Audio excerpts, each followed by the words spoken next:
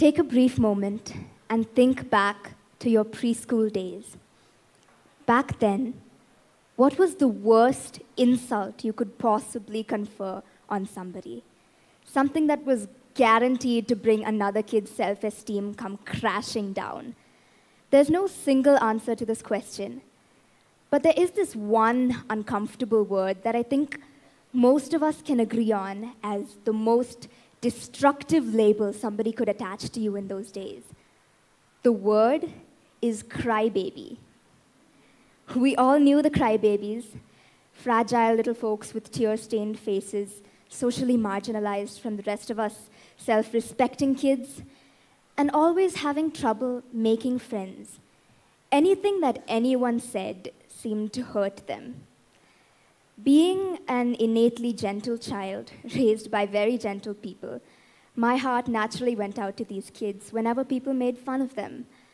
But I knew I wasn't supposed to feel sorry for them, because nobody likes a crybaby. It's practically written in the charters of school life. Their sentiments were beyond common human understanding, and if you wanted to maintain your social image, you could not be friends with them. That was the norm, and so I went with it. But in spite of all this, I knew that I shared something with them on a much deeper level. I'd been a sensitive kid since the start, and people just seemed to notice that about me. All the while in school, I was afraid that somebody would discover this fact and find out that I was one of them.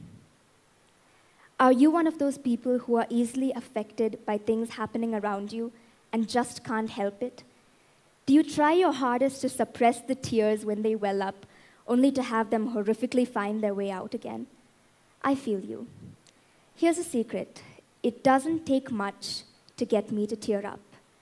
Up until very recently, any embarrassing social situation or any words from others that pointed out my mistakes, those were enough to do the job.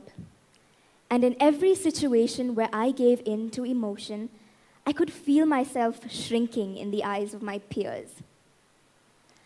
I'm here today to see if I can turn the tables, to throw some light on why it is perfectly acceptable to embrace the sensitive part of yourself and why everyone should do so to some degree, because sensitivity can help unlock aspects of your character that you never knew were there. Most importantly, I want to point out to fellow sensitive people why the world needs you. It just doesn't know it yet. Before we go ahead with this topic, I would like to set the record straight about this crucial quality called sensitivity that's so often perceived as a bad thing. First off, when we look at the facts, you could say that sensitivity is simply an ability to perceive sensory input to a deeper degree than other people.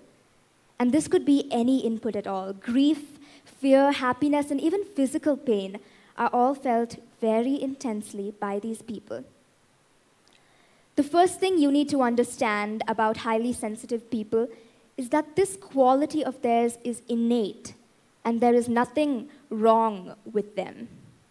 Being highly sensitive does not equal being emotionally unstable. The trait of being highly sensitive is actually quite common, found in 15 to 20% of the population. Now, according to many researchers, specifically Dr. Elaine Aron, whose words I quote, "This number is too many to be a disorder, but not enough to be well understood by those around you." Common traits of being highly sensitive include being easily overwhelmed and overstimulated when situations around you are too intense or chaotic for a long time. We often feel the need to withdraw into a quiet place just to recharge and recover from all that stimulation. We freak out internally when someone is observing us doing a task or when we have to compete to do it, and that's when our performance levels miserably dip. All said and done, that sounds like a perfectly messed up life to lead.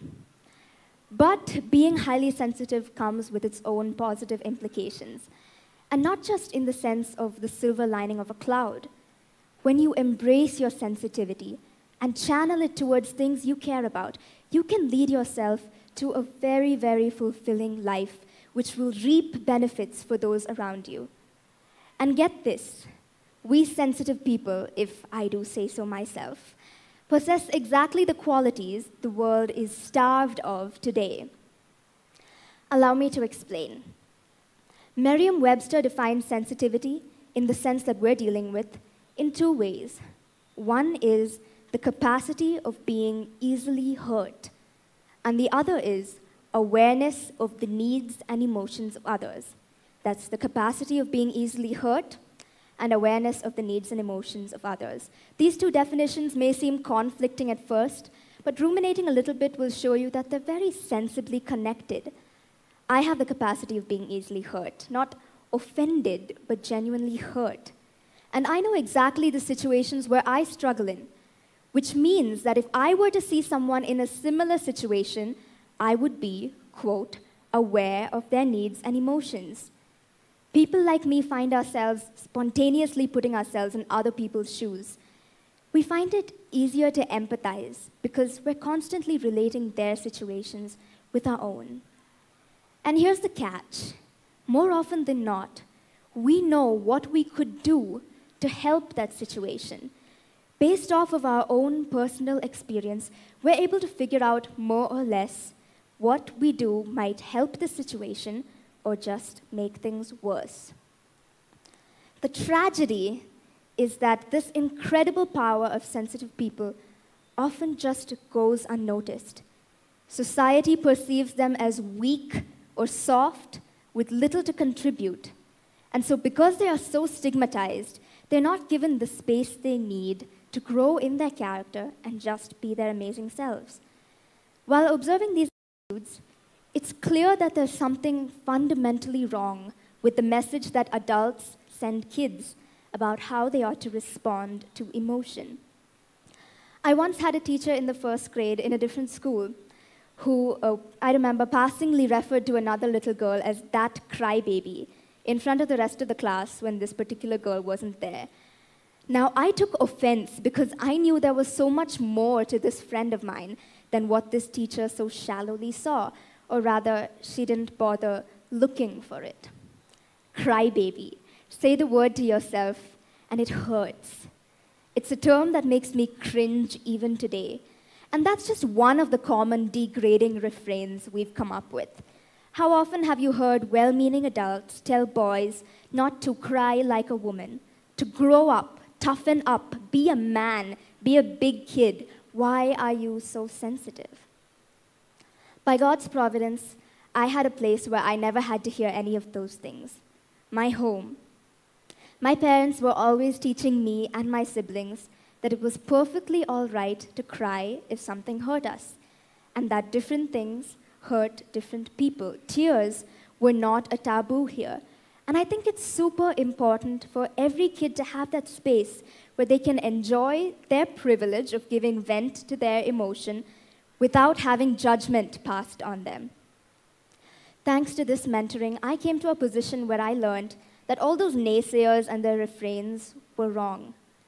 My life today is constantly molded and moving forward, not in spite of my sensitivity, but by virtue of it.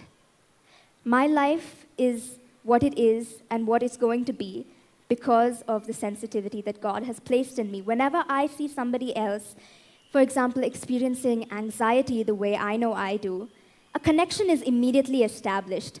I conclude that Providence has placed us in the same position, and in spite of my shyness, I go and make friends with them. My conscience today will not let me rest until I have reached out to the person in need, because it's always reminding me what I would feel like if I were that person. And I made lasting friends because of the compassion my sensitivity gave rise to.